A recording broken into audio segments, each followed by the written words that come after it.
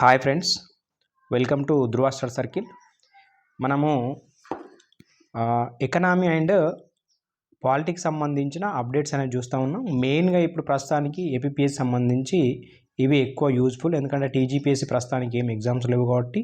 అయినప్పటికీ యూజ్ఫుల్, ఎందుకంటే మనము 2024 సంబంధించి డిసెంబర్ నుంచి మనం బ్యాక్ వెళ్తున్నాము. ఎకనామీ అండ్ పాలిటిక్స్ సంబంధించిన అప్డేట్ చూస్తూ ఉన్నాం, మంత్ వైజ్ చూస్తున్నాము. మనకి పీడిఎఫ్ అనేది మీకు గ్రూప్లో అవైలబుల్ ఉంటుంది. ధృవ స్టడీ సర్కిల్ అని చెప్పేసి మనకు టెలిగ్రామ్ ఛానల్ ఉంది కదా, దాంట్లో గ్రూప్లో మీకు అవైలబుల్లో ఉంటుంది. అదేవిధంగా ఫస్ట్ టైం చూస్తున్న వాళ్ళైతే మన ఛానల్ని సబ్స్క్రైబ్ చేసుకోండి. మీకు ఎకనామిక్ క్లాసెస్ కావచ్చు, జనరల్ స్టడీస్ కావచ్చు, అదేవిధంగా అప్డేట్స్ కావచ్చు, మంత్ వైజ్గా మీకు అవైలబుల్లో ఉంటాయి. మీరు వీడియోస్ కావచ్చు, అదేవిధంగా ఏపీపీఎస్ సంబంధించి టెస్ట్ సిరీస్ అండి. ఏపీపీఎస్ సంబంధించి టెస్ట్ సిరీస్ మనము ఎకనామీ సంబంధించి కేవలం 49 రూపీస్కి మనం పెట్టడం జరిగింది. జస్ట్ 2 డేస్, ఈరోజు సండే కదా, సండే అండ్ మండే, ఈ 2 డేస్ మాత్రమే మీకు అవైలబుల్లో ఉంటుంది. 49 రూపీస్ ఓన్లీ. యాక్చువల్గా అయితే 99 రూపీస్ ఉండే.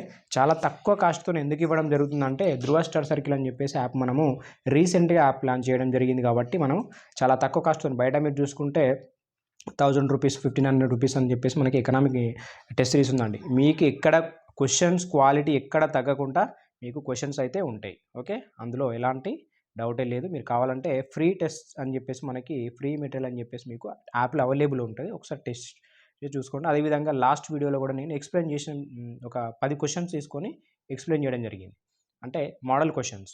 దాన్ని కూడా చూడొచ్చు లాస్ట్ వీడియోలో. Right, okay. మనం క్లాస్లోకి వెళ్తే మనము ఈ క్లాస్లో భాగంగా ఏపీపీఎస్ సంబంధించి కావచ్చు, టీజీపీఎస్ సంబంధించి కావచ్చు, మనకి సెప్టెంబర్ మంత్ సంబంధించి పాలిటీ అప్డేట్స్ చూస్తాం. రైట్, పాలిటీ అప్డేట్స్లో మనకి ఇంపార్టెంట్, మనం సెప్టెంబర్ మరి బ్యాక్ వెళ్తున్నాం అంటే డిసెంబరు, నవంబరు, అక్టోబర్, సెప్టెంబర్. ప్రస్తుతానికి సెప్టెంబర్లో ఎకనామిక్ కంప్లీట్ అయిపోయింది. ఇప్పుడు పాలిటీ చూస్తూ ఉన్నాం. ఫస్ట్ అంశం, ఏకకాల ఎన్నికలపై ఉన్నత స్థాయి కమిటీ ఆమోదం అని చెప్పేసి క్యాబినెట్ ఆమోదం అని చెప్పేసి మనకి వార్త. ఇది ఆల్రెడీ మనకి గతంలో అంశం అయినప్పటికీ ఇంపార్టెంట్, దీని మీద క్వశ్చన్ పడుతుంది. ఫస్ట్ మనకి రామ్నాథ్ కోవింద్ కమిటీ ఉండే అంతకుముందు, అంటే రీసెంట్గా. అంతకుముందు మనకు లా కమిషన్ 170 నివేదిక, దీని మీద పార్లమెంట్ కమిటీ 79 నివేదిక. ఇవి గతంలో అంశాలు అన్నమాట. అంటే జమిలీ ఎన్నికలపై, ఏకకాల ఎన్నికలంట జమిలీ ఎన్నికలలో ఒకటే. మరి నివేదిక అంశాలు ఏమేమి ఇచ్చిందని చెప్పి చూస్తే, హై లెవెల్ కమిటీ రిపోర్టర్ అని చెప్పేసి report on simultaneous elections on India, అదే జమిలీ ఎన్నికలపై మనకి హై లెవెల్ కమిటీ అని చెప్పేసి ఏర్పాటు. ఇది మనకు యాక్చువల్గా అయితే 2 సెప్టెంబర్ 2023 డేట్ గుర్తుపెట్టుకోండి. 100% స్టేట్మెంట్ రూపంలో డేట్ వస్తుంది. నివేదిక ఎప్పుడు సమర్పించింది అనే డేట్ కూడా వస్తుంది, 2024 మార్చి 14. మరి చైర్మన్ మనకి రామ్నాథ్ కోవింద్. అదేవిధంగా మెంబర్స్ వచ్చేసి అమిత్ షా, మనకి 8 మెంబర్స్ ఉంటారండి.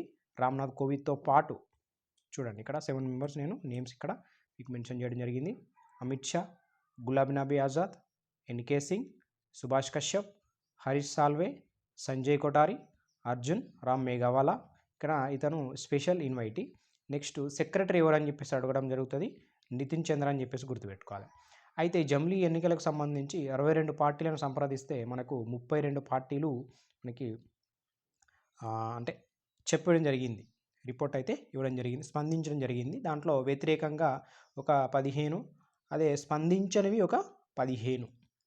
రైట్, అంటే పార్టీస్ ఆఫ్ ఫేవర్ అయితే మనకు 32, 62లో వ్యతిరేకం అయితే 15, స్పందించనివి 15 అని చెప్పేసి చూసుకోవాలి. రైట్, నెక్స్ట్ అంశం, మహారాష్ట్ర శాసన మండలి శతాబ్ది వేడుకలు అని చెప్పేసి. ఇది మహారాష్ట్ర శాసన మండలి అనేది మనకు 1921లో ఏర్పడితే, యాక్చువల్గా అయితే మనకు ఈ 1919 గవర్నమెంట్ యాక్ట్ ప్రకారం మనకు బాంబే లెజిస్లేటివ్ కౌన్సిల్ యొక్క ప్రారంభ సమావేశం మనకి 19 ఫిబ్రవరి 1921లో ఏర్పడ్డది, టౌన్ హాల్లో భాగంగా. అయితే దీని స్పీకర్ మనకి నారాయణ గణేష్ అని చెప్పేసి చందావర్కర్, నారాయణ గణేష్ చందావర్కర్. మరి 1921 అయితే మనకి యాక్చువల్గా మనకి ఆల్రెడీ 21కి మనకి 100 ఇయర్స్ కదా, అప్పుడు కోవిడ్-19 కారణంగా జరగలేదు కాబట్టి మనకి ఈ 24లో భాగంగా శతాబ్ది వేడుకలు అని చెప్పి జరుపుకుంటారు. వార్తల్లో ఉంది కాబట్టి మనం చదువుకోవాలి. రైట్, నెక్స్ట్ అంశం మనకి హిమాచల్ ప్రదేశ్ శాసనసభ. ఇది ఏంటంటే అలవెన్సులు, అదేవిధంగా సభ్యుల పెన్షన్ అనేది సవరణ బిల్లు అయితే ప్రతిపాదించి హిమాచల్ ప్రదేశ్. ఎందుకు మరి అంటే, మనకు రీసెంట్గా హిమాచల్ ప్రదేశ్ సంబంధించి ఫిరాయింపుల నిరోధక చట్టం కేంద్రం అయితే అనర్హత వేటుపడిన ఎమ్మెల్యేలకి పెన్షను, మరియు అదేవిధంగా రీసెంట్ బడ్జెట్లో 6 కాంగ్రెస్ ఎమ్మెల్యేలపై మనకి అనర్హత వేటు వేసింది పార్టీ ఎమ్మెల్యేల మీద. సో దాని గురించి మనకి అలవెన్స్లు కావచ్చు, పెన్షన్ కావచ్చు, ఇవ్వచ్చా ఇవ్వరా అని దానికి సంబంధించి సవరణ బిల్లు అయితే ప్రవేశపెట్టడం జరిగింది. హిమాచల్ ప్రదేశ్ అని గుర్తుపెట్టుకోవాలి. నెక్స్ట్, హైకోర్టు కొలీజియం న్యాయమూర్తులు నియామకంపై చీఫ్ జస్టిస్ ఒక్కరి నిర్ణయం తీసుకోరాదు. అంటే ఈ కొలీజియం మీద ఒక్కరి నిర్ణయం తీసుకోరాదు చీఫ్ జస్టిసు.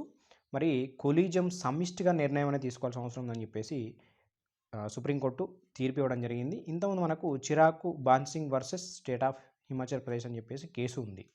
అయితే కొలీజియంపై మనకు జ్యుడిషియల్ రివ్యూ తీసుకున్న మొదటి ఉదాహరణ అని చెప్పి తీసుకోవచ్చు దీనికి సంబంధించి. రైట్, సమర్థవంతమైన సంప్రదింపుల ప్రక్రియ లేకపోవడం మరియు న్యాయమూర్తుల అర్హత న్యాయ సమీక్ష పరిధిలోకి వస్తాయని చెప్పేసి తీర్పు ఇవ్వడం జరిగింది. అందుకు మనకు వార్తల్లో ఉంది. వెరీ ఇంపార్టెంట్ అంశం ఇది, మనకు గుర్తుపెట్టుకోవాలి.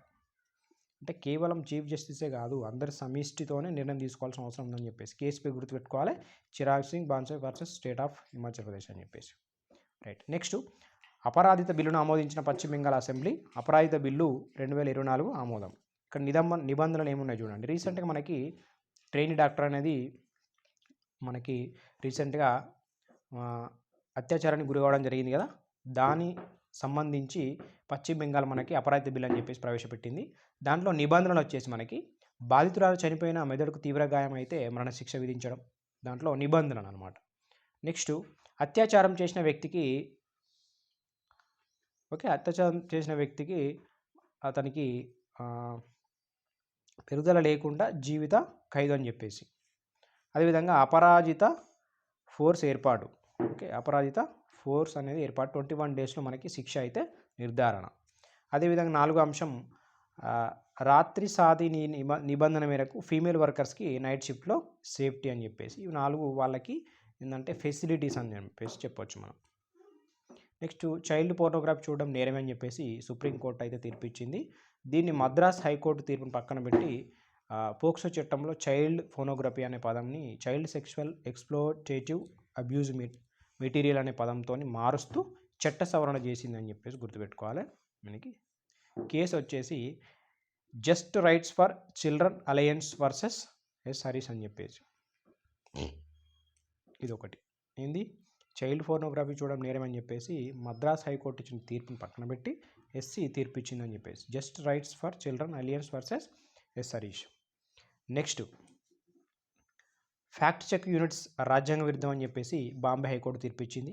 మరి ఫ్యాక్ట్ చెక్ యూనిట్స్ అంటే మనకి జనరల్గా సోషల్ మీడియాలో మనకి ప్రభుత్వానికి సంబంధించి వ్యతిరేకంగా కావచ్చు, నకిలీ తప్పుడు సమాచారం కావచ్చు గుర్తించేందుకు మనకి ఫ్యాక్ట్ చెక్ యూనిట్ అనేది ఏర్పాటు చేయడం. అయితే ఇది మనకి 80 రూల్స్ 21 సవరణ అనేది 2023లో చేయడం జరిగింది.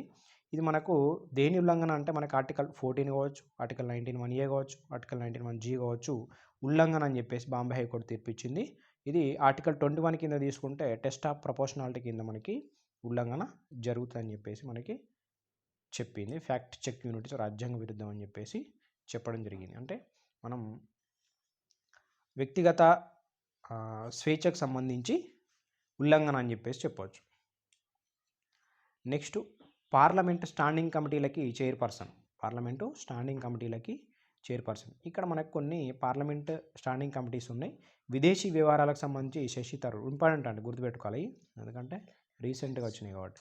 వ్యవసాయం సంబంధించి చరణ్జిత్, గ్రామీణాభివృద్ధి సంబంధించి సప్తగిరి శంకర్, విద్యాశాఖ సంబంధించి దిగ్విజయ్ సింగ్.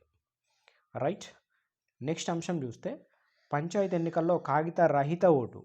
భోపాల్ జిల్లా మధ్యప్రదేశ్ దేశంలోని తొలిసారి రతన్పూర్ జీపీ ఓటింగ్ రికార్డులో ఎలక్ట్రానిక్ పద్ధతి అని చెప్పేసి వార్తల్లో ఉంది, చూసుకోవాలి. Next, constitution temple Samvidhan Mandir అని చెప్పేసి మన మహారాష్ట్రలో ఉపరాష్ట్రపతి స్టార్ట్ చేయడం జరిగింది 433 ITIలో భాగంగా. Next, parliamentary committee on official language మీద చైర్మన్ మనకి అమిత్ షా గారు ఎన్నిక. అదేవిధంగా parliamentary committee on official language సంబంధించి 1976లో ఏర్పాటు చేస్తే ఇది ఒక చట్టబద్ధ సంస్థ అని చెప్పేసి చెప్పుకోవచ్చు. అదేవిధంగా అఫీషియల్ లాంగ్వేజ్ అనేది మనకి 63 సెక్షన్ 4 ప్రకారం 30 మెంబర్స్ ఉంటారు, 20+10 అని చెప్పేసి. అంటే లోక్సభ ప్లస్ అదేవిధంగా రాజ్యసభ. లోక్సభలో 20 ఉంటే రాజ్యసభకు సంబంధించి 10 మెంబర్స్ ఉంటారు. రైట్. నెక్స్ట్ మరి రిపోర్ట్ ఎవరికి ఇస్తుంది అని చెప్పేసి అంటే అఫీషియల్ లాంగ్వేజ్ సంబంధించి ప్రెసిడెంట్కి ఇస్తారు. అదేవిధంగా దీన్ని పార్లమెంటు ముందు ఉంచాల్సిన అవసరం ఉంటుంది అని చెప్పేసి రాష్ట్రాలకు కూడా పంపాల్సి ఉంటుంది. Next general consent withdrawal for CBI Karnataka. Okay, CBI యొక్క జనరల్ కన్సెంట్ విత్డ్రా చేసుకున్నది కర్ణాటక రాష్ట్రం. 8వ రాష్ట్రం అని చెప్పేసి గుర్తుపెట్టుకోవాలి. ఇంతకుముందు మనకు మేఘాలయ, తెలంగాణ, పశ్చిమ బెంగాల్, తమిళనాడు, పంజాబ్, జార్ఖండ్, కేరళ ఈ రాష్ట్రాలు 7 ఉన్నాయి. 8వ రాష్ట్రం ఇప్పుడు కర్ణాటక అని చెప్పేసి చూసుకోవాలి. ఓకే ఇవి వెరీ ఇంపార్టెంట్ ఇష్యూస్, పాలిటీ అంశాలు మ్యాక్సిమం ఇవే. ఇక మనకి సెప్టెంబర్ సంబంధించిన అంశాలు ఇవి చదువుకుంటే సరిపోతుంది. ఇంతకంటే ఎక్కువ ఏం లేవు. నేను ఉన్న అంశాలన్నీ కంప్లీట్గా చెప్పడం జరిగింది. ఈ పీడిఎఫ్ మీకు గ్రూప్లో అవైలబుల్లో ఉంటుంది. ధృవ స్టడీ సర్కిల్ అని చెప్పేసి మీకు ఛానల్ కూడా సబ్స్క్రైబ్ చేసుకోండి. అదేవిధంగా మీకు టెలిగ్రామ్ గ్రూప్ అనేది ఉంటుంది.